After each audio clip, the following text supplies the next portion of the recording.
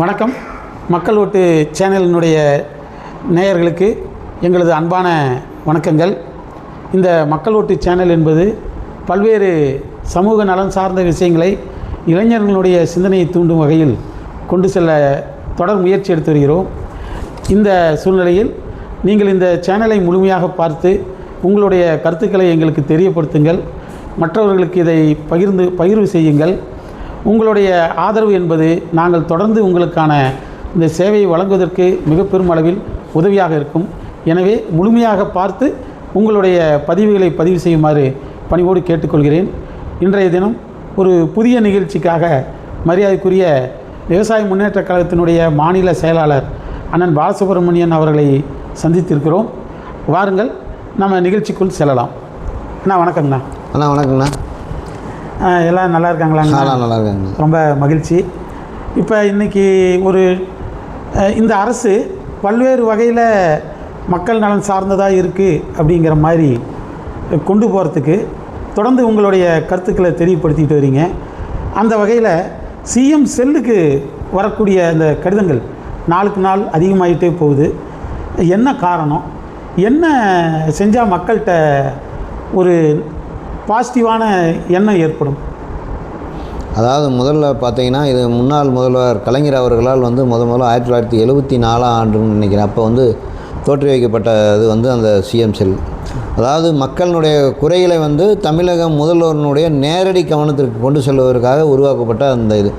அப்போ என்ன ஆச்சு அப்படின்னு கேட்டிங்கன்னா, அது நாளடைவில் நாளுக்கு நாள் மனுக்கள் அதிகரிக்க ஒரு காலகட்டத்தில், அந்த ஆரம்ப காலகட்டத்தில் அது ஒரு முழுமையான மக்களுக்கு பயனுள்ள இதாக இல்லாது எப்பயுமே ரெகுலராக அனுப்புகிற கடிதங்கள் போல தான் இருந்தது. அது நேரடியாக நம்ம அனுப்புகிற கடிதங்கள் அங்கேருந்து மாற்றப்பட்டு துறை சார்ந்த அதிகாரிகளுக்கு அனுப்பப்பட்டது. அதற்கு பிறகு முன்னாள் முதல்வர் ஜெயலலிதா அம்மா அவர்கள் அந்த அம்மா ஆட்சி காலத்தில் அந்த சிஎம் செல்லுனாவே ஒரு மனுக்கள் அனுப்புனாவே அந்த மனுக்கள் ரிட்டர்ன் இந்த துறை சார்ந்த அதிகாரிகளுக்கு வரும்போது அதிகாரிகள் மத்தியில் ஒரு மிகப்பெரிய ஒரு அச்சம் இருந்தது.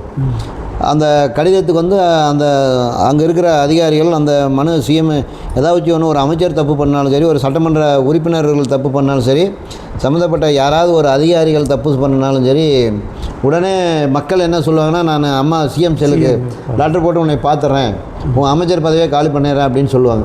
அப்போ ஒரு பயம் இருந்தது. சில சட்டமன்ற உறுப்பினர்கள் நானே பார்த்துருக்குறேன். நேரடியாக அம்மாவுக்கு அந்த அம்மாட்ட மனு கொடுக்க முடியாதவர்கள் கூட அந்த சிஎம் செல்லில் இல்லை நேரடியாகவே கொண்டு சட்டமன்ற உறுப்பினர்கள் நிறைய பேர் அந்த சிஎம் செல்லுலேயே மனுக்கள் கொடுத்தது. அந்த அளவுக்கு சிஎம் செல்லினுடைய வலிமை அப்போ இருந்தது. அதற்கப்புறம் பிறகு இப்போ சென்ற ஆட்சி காலத்தில் 2021 மாண்புமிகு முன்னாள் முதல்வர் மு க ஸ்டாலின் ஆட்சி காலத்தில் அது அதாவது சிஎம்முக்கு நேரடியாக அனுப்பினாலும் சரி, சம்மந்தப்பட்ட துறை அமைச்சருக்கு அனுப்பினாலும் சரி, சிஎம் செல்லுக்கு அனுப்பினாலும் சரி, துறை சார்ந்த அமைச்சருக்கு அனுப்பினாலும் சரி, 5 வருட காலமாக எந்த விதமான நடவடிக்கையுமே இல்லை.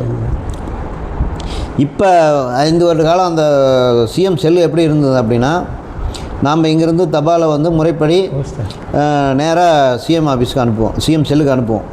சிஎம் ஆஃபீஸுக்கு என்ன பண்ணுறாங்க அப்படின்னா, அதை எடுத்து அதை ஒவ்வொரு துறையாக இப்போ 42 துறைகள் நம்ம தமிழ்நாட்டில் இருக்குது. உச்சபட்ச ஐஏஎஸ் ஐபிஎஸ் துறை தமிழக முதல்வர் வரைக்கிற துறையிலிருந்து கடைசி துறையான சுற்றுலாத்துறை வரைக்கும் 42 துறைகள் இருக்குது. அந்த 42 துறைகளிலுமே ஏதேனும் ஒரு குறைகளை நேரடியாக தமிழக முதல்வர்கிட்ட போய் சொல்ல முடியாது. அந்த சொல்ல முடியாத மக்கள் தான் அந்த சிஎம் செல்லை பயன்படுத்துகிறாங்க. தமிழக முதல்வர் தனிப்பிரிவு சென்ற ஆட்சி காலத்தில் தமிழக முதல்வரின் முகவரித்துறைன்னு கூடுதலாக ஒரு அந்த பேரை சேர்த்துக்கிட்டாங்க. அதில் இமெயிலே அனுப்பலாம், 1100ன்னு சொல்லி அந்த ஃபோன் நம்பர் கொடுத்துருக்குறாங்க, அதுலேயும் அனுப்பலாம், வாட்ஸ்அப்பில், இது மாதிரி ஒவ்வொரு சில புகார்கள் அனுப்புறதுக்கு எளிமையான வழிகளை இப்போ சொல்லி இது பண்ணியிருக்கிறாங்க. இந்த எளிமையான வழிகளை எப்படி கடைப்பிடிக்கிறாங்க அப்படின்னா, அந்த சிஎம் அலுவலகத்தில் நேரடியாக இப்போ நீங்கள் ஒரு ஒன்றுமே கிடையாது, நாமக்கல் மாவட்ட ஆட்சித்தலைவர் அலுவலகத்தில் ஒரு சமூக நலத்துறை உதாரணத்துக்கு ஒரு சமூக நலத்துறை செயல்பாடு குறைவாக இருக்குது அப்படின்னு அந்த கடிதத்தை அங்கே அனுப்புனா, அவங்க நேரடியாக மறுபடியும் உடனே எடுத்துகிட்டு என்ன பண்ணுறாங்கன்னா, அந்த சமூக நலத்துறைக்கு கடிதத்தை அனுப்பி இதுக்கு பதில் கொடுங்க அப்படின்னு கேட்குறாங்க. அதாவது தவறு செய்த அதிகாரிகிட்டே நடவடிக்கை எடுக்க சொல்லி கடிதம் போகுது. அப்போ அந்த அதிகாரிகள் என்னென்னா, அவங்களுக்கு தவறு செய்த அதிகாரிகளே அந்த தவறை மறைப்பதற்கான என்னென்ன வழிமுறைகள் அந்த கடிதத்தில் எழுதி சம்மந்தப்பட்ட புகார் அனுப்பியவருக்கும் தமிழக முதல்வருடைய தனிப்பிரிவுக்கும் பதில் கொடுத்துட்றாங்க. அவங்க அந்த தனிப்பிரிவு ஆய்வு பண்ணுறதில்ல. அந்த பதில் வந்து இவங்களுக்கு கொடுத்துட்டாங்க, அவ்வளோதான். அப்படின்னா இது எப்படி இது இந்த நிகழ்வுகள் எப்படி இருக்குது அப்படின்னா, ஒவ்வொரு கிராமப்புறத்துலேயுமே நமக்கு வந்து போஸ்ட் ஆஃபீஸ் இருக்குது. போஸ்ட் ஆஃபீஸில் அனுப்புகிற தகவல் நம்ம அனுப்புகிற தகவல் கொண்டு போய் போஸ்ட் ஆஃபீஸில் போடுவோம். போஸ்ட் ஆஃபீஸில் அனுப்புகிற தகவல் எங்கே போவோம்? நம்ம போட்ட முகவரிக்கு அங்கே போய் சேர்ந்துடும். அது மாதிரி அதை நம்ம நேரடியாக போட்டுடலாம். அந்த இதுக்கு புரியுது அந்த சமூக நலத்துறை அதிகாரிக்கு நேரடியாக போட்டுடலாம். இப்போ வந்து நம்ம அங்கே அனுப்புகிற மனுவை அவங்க வாங்கி எங்கே அனுப்பிடுறாங்க, மெயிலில் போட்டுறாங்க. இதில் என்ன பிரயோஜனம்? யாருக்கும் எந்த பயனும் இல்லை, நடவடிக்கை இல்லை. அதனால் வந்து இப்போ நடவடிக்கை இது வந்து இப்போ வந்து இந்த முதல்வரினுடைய தனிப்பிரிவு முகவரித்துறையை வந்து புதுப்பிக்க வேண்டிய தற்போதைய இருக்கின்ற முதல்வருக்கு உள்ள சூழ்நிலை இதுதான். ஒன்று, ஒரு சமூக நலத்துறையில் ஒரு உதாரணத்துக்கு சொல்கிறேன். சமூக நலத்துறைனா ஒரு துறை, ஒரு துறையில் இருக்கிற அதிகாரிக்கு ஒன்றுமே வேண்டியதில்லை. ஒரு மாவட்ட ஆட்சித்தலைவரில் டிஆர்ஓ ரேங்கில் ஒரு டிஆர்ஓ ஒரு தவறு செய்கிறார் அப்படின்னா அந்த கடிதம் அதற்கு மேலே உயர் அதிகாரியாக இருக்கிற மாவட்ட ஆட்சித்தலைவருக்கு போகணும். ஆனால் சிஎம் ஜெயிலில் இருக்கிற அந்த கடிதம் நேரடியாக அந்த யார் தவறு செய்தமோ அந்த டிஆர்ஓவுக்கு அந்த கடிதம் போகுது. அப்படி இருக்கும்போது அவங்களால எப்படி நடவடிக்கை எடுக்க முடியாது? சிஎம் ஜெயிலுடைய நடவடிக்கை எப்படி இருக்கணும்னா, தவறு செய்த அதிகாரிக்கு மேல் இருக்கின்ற அலுவலருக்கு செல்லணும், அல்லது அங்கேருந்தே உத்தரவு வரணும். சிஎம் ஆஃபீஸிலேருந்து அந்த சிஎம் செல்லிலிருந்து அந்த கடிதத்தின் மேலே விளக்கம் அவங்க சம்மந்தப்பட்ட அலுவலர்கிட்ட கடிதத்தை அனுப்பாமல் விளக்கம் கேட்டு சம்மந்தப்பட்ட பார்ட்டிகிட்டே விளக்கம் கேட்டு அதற்கு மேலே உத்தரவு தான் அங்கேருந்து வரணும். சிஎம் செல்லுங்கிறது சாதாரண இதை எடுத்துக்கூடாது. உத்தரவுகள் பிறப்பிக்கிற அலுவலகமாக இருக்கணும் ஒழிஞ்சு போஸ்ட் ஆஃபீஸாக இருக்கக்கூடாது. அதனால் மாண்புமிகு தமிழக முதல்வர்கிட்ட நம்மளுடைய இதில் என்னென்னு கேட்டிங்கன்னா, அப்பாவி மக்கள், ஏழை எளிய நடுத்தர மக்கள் தான் இதை வந்து அதிகமாக அளவில் பயன்படுத்துகிறாங்க. விவரம் தெரியாதவங்களாம் அதிகமாக பயன்படுத்துகிறாங்க. இதில் என்னென்னு பார்த்தீங்கன்னா, வருவாய்த்துறை, இந்த முதியோர் பென்ஷன் திட்டம், வீட்டு மனை இல்லாதவங்க வீடு வேணுங்கிறீங்க, இது மாதிரி கண் பார்வையற்றோர், இது மாதிரி நிறைய மாற்றுத்திறனாளி தீர்வே கிடைக்காத சூழ்நிலையில் இதெல்லாம் பார்த்தீங்கன்னா அந்த சிஎம் ஆஃபீஸில் 10 வருட காலமாகவே தொடர்ந்து ஒரு மனுக்கு தீர்வு காண முடியாத இதெல்லாம் இருக்கும். அவங்க அனுப்பிட்டு இருப்பாங்க, தொடர்ந்து ரிட்டர்ன் இப்படி போய்கிட்டே இருக்கும். இதையெல்லாம் வந்து தமிழக முதல்வர் 3 பிரிவுகளாக பிரித்து அவசர காலமாக தீர்க்கப்பட வேண்டிய விஷயங்கள் என்ன, ஒரு 2 மாதம் 3 மாதம் கால அவகாசம் கொடுக்க வேண்டிய நடவடிக்கை என்ன, கவர்மெண்ட் பாலிசி மேட்டராக இருக்கும் சில விஷயங்கள், அது மேலே என்ன நடவடிக்கை எடுக்க வேண்டியது, இது மாதிரி ஒவ்வொரு பிரிக்கணும். அது இல்லாத துறை ரீதியாக பிரித்து துறை ரீதியாக முதல்ல வந்து அத்தனை மனுக்களுமே துறை சார்ந்த செயலாளருக்கு போகணும். சிஎம் அலுவலகத்தில் இருந்து உத்தரவு அந்த கடிதங்கள் பூரா துறை சார்ந்த செயலாளருக்கு போய் துறை சார்ந்த செயலாளர் மேலே வந்து அவர் கவரிங் லெட்டர் வச்சு இது மேலே என்ன நடவடிக்கை எடுக்கணும் துறை சார்ந்த செயலாளர் மூலம் வந்து சம்மந்தப்பட்ட ஆஃபீஸருக்கு அனுப்பினா, அதுவும் அந்த யார் தவறு செய்யிருக்கிற அந்த அலுவலகத்துக்கு அந்த ஆஃபீஸருக்கு போகணும். அதுக்கு மேல் உயர் அதிகாரி யார் இருக்கிறாங்களோ அவங்களுக்கு போகிறதுக்கு தமிழக முதல்வர் நடவடிக்கை எடுக்கணும். அதை தவிர்த்து பெயரளவில் அது வந்து ஒரு தலைமைச் செயலங்கும் போது ஒரு கண்ட்ரோல் ரூம், அதாவது இராணுவ கட்டுப்பாட்டு மையங்கிற மாதிரி தமிழ்நாட்டினுடைய கட்டுப்பாட்டு மையம், அரசு உத்தரவுகளை பிறப்பிக்கின்ற மையம் அந்த தலைமைச் செயலகம். அந்த தலைமைச் செயலகத்தில் இருக்கிற ஒரு அலுவலகம் வந்து அது முதல்வர் பேரை சொல்லி இருக்கிற அந்த அலுவலகம் வெறும் பெயரளவில் இருக்கக்கூடாது. இப்போ வந்து நேற்று கூட உண்மையிலுமே ஒரு மாணவர் விடுதிக்கு போனார், உத்தரவுகளை பிறப்பித்தார், இன்றைக்கி வெடிங்காட்டி. உண்மையிலுமே முதல்வர் என்பவர் இப்படித்தான் இருக்க வேண்டும். எந்த இடத்துலையும் தகவல் சொல்லாமல் இன்றைக்கி காலையில் சென்னையில் இருக்கிறாருன்னா திருச்சியில் விமான நிலையத்தை விட்டு இறங்கி ஒரு முதல்வர் வந்து புதுக்கோட்டை பள்ளிக்கு போகிறாரா அல்லது வட்டாட்சியர் அலுவலகத்துக்கு போகிறாரா இல்லை சத்துணவு மையத்துக்கு போகிறாரா யாருக்கும் தெரியக்கூடாது. மருத்துவமனைக்கு போகிறாரா அப்படின்னு தெரியக்கூடாது. எங்கே போகிறாரு, எங்கே ஆய்வு நடத்துகிறாரு அப்படின்னு தெரிஞ்சதுன்னா தமிழ்நாட்டில் ஒரு 6 மாதம் அது மாதிரி இப்போ நேற்று போன மாதிரி போனாருன்னா ஒட்டுமொத்த தமிழக சிஸ்டமே ஆட்டோமேட்டிக்காக நல்லா வேலை செய்யும்.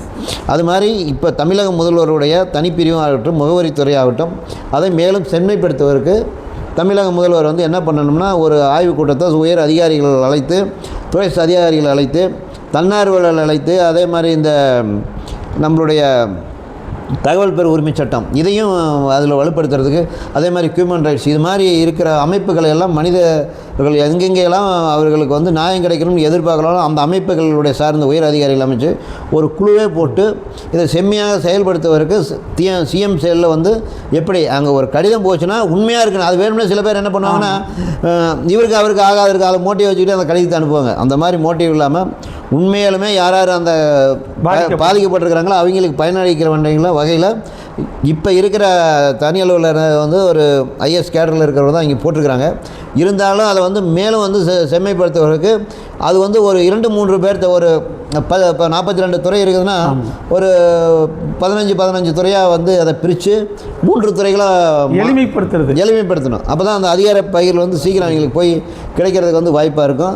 அது இல்லாத வந்து நேரடி கட்டுப்பாட்டில் அந்த மனுக்களை அனுப்புகிறவங்கக்கிட்ட தமிழக முதல்வர் வந்து ஒரு நாளைக்கு வந்து ஒரு 15 நிமிடம் அல்லது 30 நிமிடம் அந்த இருக்கிற மனுவில் இருக்கிற கைபேசி வாங்கி நேரடியாக தொடர்பு கொண்டு, இப்படி நீங்கள் தமிழக முதல்வருடைய தனிப்பிரிவுக்கு வந்து இது மாதிரி கடிதம் அனுப்பியிருக்கிறீங்க, இந்த கடிதத்துக்கு உங்களுக்கு வந்து தீர்வு கிடைச்சிருக்கா, சம்மந்தப்பட்ட அதிகாரிகள் நடவடிக்கை எடுத்துருக்கிறாங்களா, அப்படிங்கிற நிறைவு தருதா, இந்த நடவடிக்கை மனநிறைவு தருதா அப்படிங்கிறத அவர் வந்து நடவடிக்கை எடுத்தார்னா கண்டிப்பாக வந்து தமிழக முதல்வருடைய தனிப்பிரிவு அவர் வந்து வேறு எந்த நடவடிக்கையுமே போக வேண்டியது, இங்கே வர்ற கடிதங்கள் முழுமையாக ஆய்வு செய்தார்னாவே போதும். அதே மாதிரி யார் மேலேயும் வந்து புகார் அனுப்புகிறவருக்கு வந்து பாதுகாப்பு உறுதிப்படுத்தணும். பாதுகாப்பு கடிதம் அனுப்புகிறவர் மேலே ஏதேனும் வந்து தாக்குதல் நடத்துறது, அவர்களை மிரட்டுவது, இது போன்ற யாராச்சும் இந்த செயலில் ஈடுபட்டாங்கன்னா அவங்களுக்கு வந்து எந்த விதமாக புகார் அளித்த அரை மணி நேரத்தில் அவங்களை வந்து கைது நடவடிக்கை கொண்டுட்டு போகணும். அப்போ தான் வந்து எந்த அமைச்சர் தவறு பண்ணாலும் சரி, சட்டமன்ற உறுப்பினர் தவறு பண்ணாலும் சரி, அதிகாரிகள் தவறு பண்ணாலும் சரி, இது போன்ற சில வேறு தவறுகள் செய்கிறவர்கள் யாராக இருந்தாலும் ஒரு பயம் இருக்குது அவங்களுக்கு. அந்த ஒரு தகவல் அனுப்புபவர்களுக்கு பாதுகாப்பை உறுதி செய்யணும் தமிழக அரசு. இதையெல்லாம் செய்தார்னா உண்மையிலுமே அந்த தனிப்பிரிவுங்கிறது வந்து மிகப்பெரிய ஒரு வலிமையான இது, தமிழகத்துக்கு முதல்வருக்கு வருங்காலத்தில் ஒரு நற்பெயரை ஈட்டி கொடுக்கக்கூடிய அந்த துறை. அதில் வந்து பார்த்திங்கன்னா ரொம்ப காலமாக இருக்கிறீங்களே இருந்துகிட்டு இருக்கிறாங்க. நான் பார்த்தேன் அன்றைக்கி ஒரு வாரத்துக்கு முன்னாடி சிஎம் செல்லுக்கு போய் இருந்தேன். அதே மாதிரி அந்த துறை சார்ந்தவர்களும் கொஞ்சம் மாற்றம் பண்ணணும். ஏன்னா அவங்களுக்கு அந்த இதுலேயே பொழுதுனைக்கு அதை பார்த்து அவங்களுக்கு ஒரு மாதிரி ஆயிரும். அதனால் வந்து சுழற்சி முறையில் அந்த மாற்றி சரியான முறையில் அந்த சிஎம் செல்லை வந்து இன்னும் வலிமைப்படுத்தணும். அப்போ தான் வந்து பொதுமக்களுக்கு தேவையான நியாயம் நீதியும் அதில் அந்த தமிழக முதலமைச்சர் தலைமைச் செயலகத்திலேருந்து கிடைக்கிறதுக்கான அத்தனை வாய்ப்புகளும் அதில் அமையும். அதாவது நிர்வாகம் சரியாக இயங்கினால் சிஎம் செல்லுக்கு வரக்கூடிய கடிதங்கள் எண்ணிக்கை மிக மிக குறையும். அந்த கடிதங்கள் மீது நடவடிக்கை எடுக்கும்போது இங்கே செல்லுக்கு கடிதமே வராது. இப்போ நிர்வாகம் நல்லா இதில் என்னன்னு பார்த்தீங்கன்னா, அனைத்து மாவட்ட ஆட்சித்தலைவர் அலுவலகத்திலையுமே திங்கட்கிழமை தோறும் மனு வாங்குறாங்க. முதல் வாரம் 300 இருக்கும், 2வது வாரம் 400, அடுத்த வாரம் 500, அதற்கு அடுத்த வாரம் 600. இதற்கு என்ன காரணம்? அலுவலர்களுக்கு முறையாக அந்த கடிதத்தை முழுமையாக படிக்கிறதே கிடையாது. அந்த கடிதத்தை முழுமையாக படிக்கணும். அந்த கடிதத்தில் படிச்சுட்டு ஒரு 10 நிமிஷம் அதுக்கு செலவு பண்ணால் போதும். இந்த கடிதத்தை மீது என்ன நடவடிக்கை எடுக்கலாம், சம்மந்தப்பட்ட பார்ட்டிக்கிட்டே கூப்பிட்டு உனக்கு என்ன பிரச்சனை அப்படின்னு யாரும் கேட்குறதில்ல. மனு அளிச்சுட்டா தீர்ந்து போச்சு. அதுக்கு ஒரு ஏதோ ஒன்று வெள்ளை பேப்பரை கருப்பாக்கணும். கருப்பாக்கி அவருக்கு ஒரு பதில் போட்டு விட்டு தீர்ந்து போச்சு. தீர்வு கிடைச்சா தானே அவன் மறுபடியும் அடுத்த வாரம் வரமாட்டாங்க. தீர்வே கிடைக்காத போது மக்கள் திங்கக்கிழமை பூரா நாளும் அந்த வந்து மாவட்ட ஆட்சித்தலைவர் அலுவலகத்தில் தினமும் அந்த அதிகாரிகிட்ட மனு கொடுத்து போன வாரம் கொடுத்தேன்னு சண்டை கட்டி இது மாதிரி சூழ்நிலையில் தான் அரசு மேலே ஒரு வெறுப்பை மக்களுக்கு உடனுக்குடன் தீர்வு கிடைச்சிருச்சுன்னு வச்சுங்க, தீர்ந்து போச்சு. தீர்வே வந்து என்ன சொல்லணும், நீண்ட நாள் தீர்வு கிடைக்க முடியாதுக்கு அதுக்கு வந்து சரியான சரி. இப்போ ஒரு சாலை வசதி வேணும்னு ஒருத்தர் கேட்குறாருன்னு வச்சுங்க, அதை கணினியில் பதிவிறக்கம் செஞ்சு யார் சாலை வசதி கேட்டிருக்கிறாங்க நம்மக்கிட்ட. இப்போ ஊராட்சி இருக்குதுன்னு வச்சுங்க, இந்த ஊராட்சியினுடைய இது வந்து மாவட்ட திட்ட அலுவலர் இருப்பார்.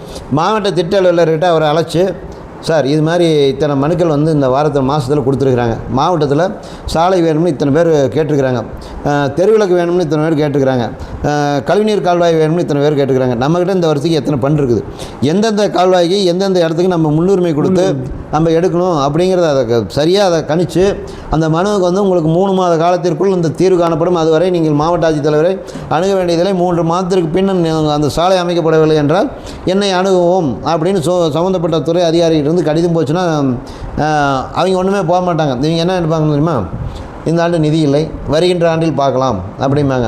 அவன் என்ன பண்ணுவான், எம்பி பார்க்குறேன், எம்எல்ஏ பார்க்குறேன், யாரையா ஒருத்தர் பார்க்குறேன்னு சொல்லிவிட்டு அவங்க போயிட்டு என்ன பண்ணுவாங்கன்னா மறுபடியும் ஒரு மனு கொடுக்கறது, எனக்கு சாலை வசதி இல்லை அப்படின்னு சொல்லி.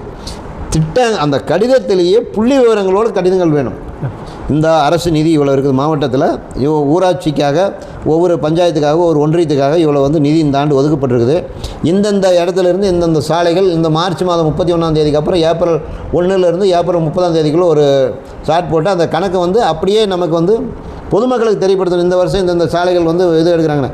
ஒரு சில சாலைகள் நல்லாவே இருக்குது, அந்த சாலை போடுவாங்க. அப்போ வந்து பொதுமக்கள் போய் ஏங்க சார் இந்த சாலை வந்து இன்னும் 5 வருஷத்துக்கு தாங்க மாட்டேங்குது, எதுக்கு இந்த சாலை போடுறீங்க அப்படின்னு ஒளிவரை மறைவு இல்லாமல் ஒரு நிர்வாகத்தை மேற்கொள்ளும் பொழுது கண்டிப்பாக தமிழக முதல்வருக்கு ஒரு நற்பெயர் கிடைக்கிறதுக்கு வாய்ப்பு இருக்குது.